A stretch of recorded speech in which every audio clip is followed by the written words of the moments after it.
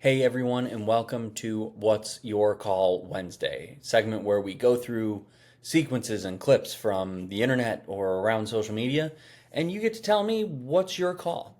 Now today's is hot, it's fresh, it happened today, and it is the controversial penalty award and then taken back from the Arsenal and Real Madrid game this afternoon. Um, Before we jump into the clip itself, right? The main focus here isn't the take back. It's not the VAR piece.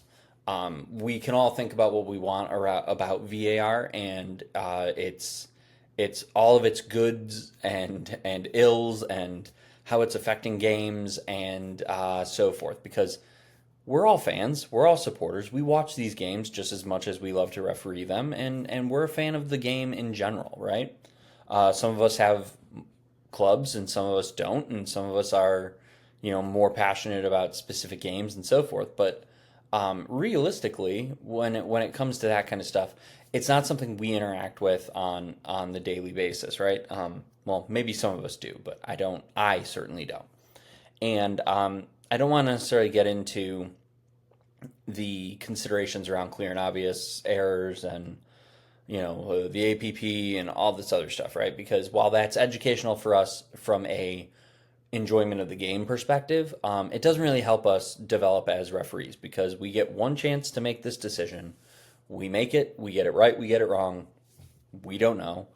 We don't have anybody looking over our shoulders or looking at cameras and 50 different camera angles and, quarter speed replays and all this other stuff, right? So I want to look at this sequence from the original call, not necessarily the VAR kind of coming in and taking it back, but looking at the original call, looking at the position of the referee, and looking at just the overall sequence and understanding what it took to make that call, right? Now, inside the penalty area, especially, we're going to see arms holding all this sort of stuff at multiple times throughout a game. It could be on a direct free kick from far outside the area. It could be on a corner kick. It could be during live play. All of these things start to matter. And the restart itself is also, I think, a factor in how these things get called because inside the penalty area, you'll see every, more advanced referee out there say, does this play earn the penalty? Does the striker or does the attacker earn the penalty? And I think what it means is, are they playing the game to their utmost, and are they earning the right to have that restart, right? And it's not it's nowhere in the laws of the game. It is nowhere in the considerations, right? But there are other considerations, especially for holds and any sort of foul that starts to indicate that a penalty should occur, right? So when we watch this, think about all of those considerations.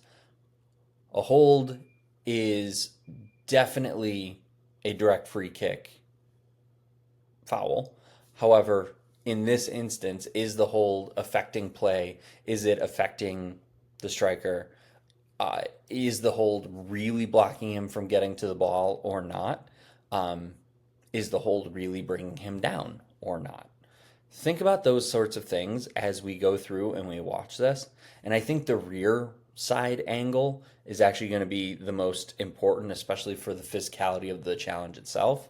And then we can kind of go through and discuss as we go here. So let's have a look.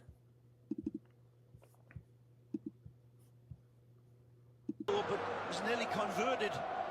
Header flicked on there from Asensio, and the referee's given a penalty to Real Madrid. This time Mbappé going over. Yellow card shown to Declan Rice as well. He's running away from him. Mbappé trying to get free. Rice has got both arms around him of holding a player inside the penalty box. Like to Real Madrid. This time. So let's come back here. Was nearly converted.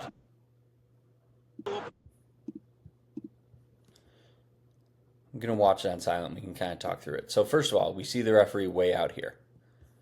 We know that he's going to be continually jogging in this way. So, ball's going to get flicked on. I'm going to say that the referee's likely in a very credible position because we see him.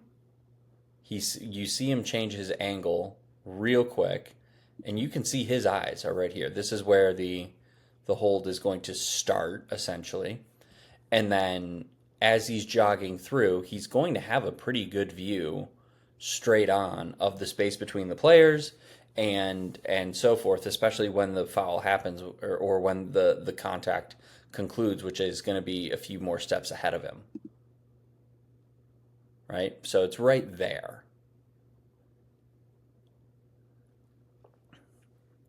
So now let's look at the rear view here, or that angle from behind. And now we see the ball is flicked on. He's already being held. Here, this is the player right here. And then he's already in the midst of being held. The ball is flicked on. If he's allowed to run, it's conceivable that he can get to this ball. I don't think it's not, but let's go through. And now he's turning. And then is he being pulled? Is he being held? What's really bringing him down, right? He doesn't seem to drag his foot or anything. It seems like he's making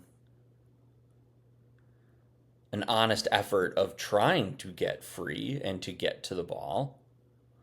He's clearly onside. So now, all these angles, right? This is where VAR and replay and everything gets very confusing because here we see him. He's already got his arms up and on him, right? He's in there. The flick on happens. He goes to shift and plant his foot to turn and run, and he's going down. But here, it almost looks like... Let me see if I can get this to kind of get to the right frame. Right? It kind of looks like Rice has sort of let go, although his left arm is still in... No, it's right there. There's his hand right there. So the hold for me is a decent amount of time because it starts all the way back here and it continues here. He's still got him. And now, had he been allowed to run at the flick on, if he's allowed a free run and Rice doesn't have his hands on him, judging by where this ball lands, it's maybe 3-4 yards ahead of him. Maybe. It's certainly less than 5. Is it conceivable that Mbappé, who is a very quick player, and I understand we can't necessarily always kind of rely on that, right? But is this going to be a potential goal-scoring opportunity? So obviously VAR gets involved and they disallow the penalty and the referee goes to the monitor and says, nope, not for me, right? But it's an extensive review, so that leads in and of itself, it leads to questions. But in your opinion, does Mbappé earn the penalty here?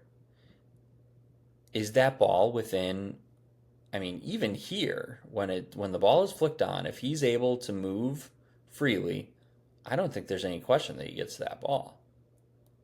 So is the hold happening, right, in such a fashion that will prevent him from getting to the ball? Obviously, the referee thought live in the game, as we would, that, yeah, he's been brought down, the ball was going, and it's a direct free kick offense, and that he's earned that penalty. So I want to know, what do you guys think? Is the original call, the gut call, the live call, something we want to stick with here? Or is it something that, maybe was there something missing here that we see, where it does look slightly awkward, where suddenly he plants his foot and then he just kind of throws. Does he throw himself to the ground or does he just go down super easy? Does he really earn that penalty, right? And I think that's where the answer truly lies, because when you have these sort of sequences, right, and the fall just doesn't look right, right? We can start to sort of apply these considerations and apply all of these different sorts of moments of thought into our decision making process, right? And it can shade it for us one way or the other.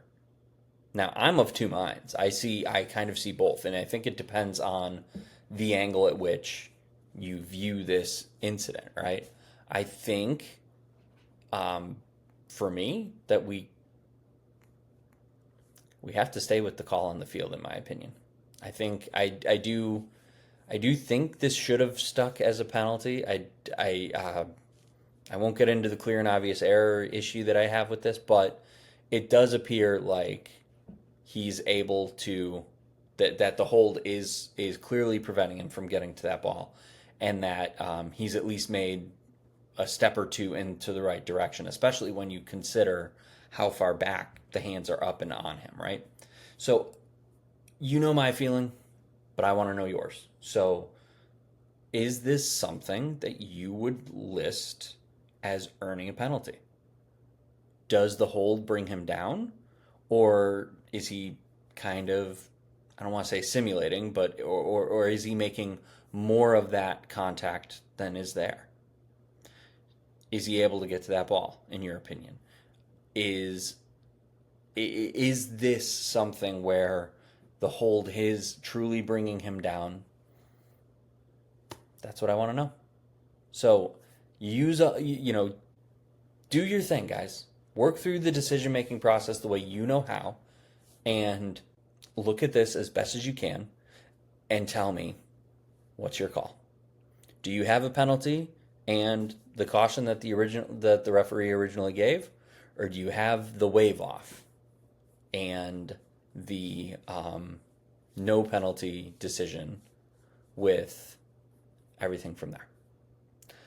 I'd love to know, so feel free to drop your comments in the section below, and I look forward to seeing you guys for your Infringement Friday. Have a great rest of your week, and I will see you on Friday. Have a good one.